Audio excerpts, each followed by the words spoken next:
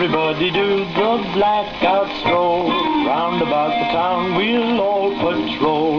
We can live as happily as old King Cole once we get together in the blackout stroll. What's the good of walking with a frown?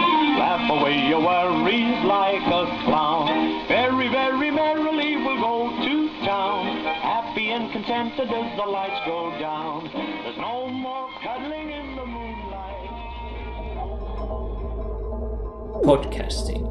Podcasting never changes. The religious used churches to gather slaves and wealth. Politicians built an empire of media from their lust for gold and territory. SGU shaped a better skeptical community into an internet superpower. But podcasting never changes.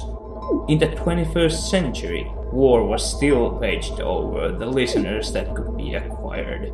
Only this time, the spoils of war were also its weapons, skeptics and believers. For these resources, conspiracy theorists would invade YouTube, the skeptics would annex message boards, and the religious would dissolve into quarreling, bickering websites bent on controlling the last remaining religious people on Earth. In 2013, the storm of podcasting had come again. In 2 brief hours, most of the internet was reduced to cinders, and from the ashes of devastation, a new podcast would struggle to arise.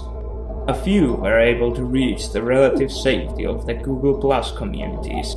You were part of that group that entered the Irreverent Skeptics community, imprisoned safely behind the large walled door of common ground, under a mountain of evidence-based posts. A generation has lived without knowledge of the outside world. Life in the community is about to change.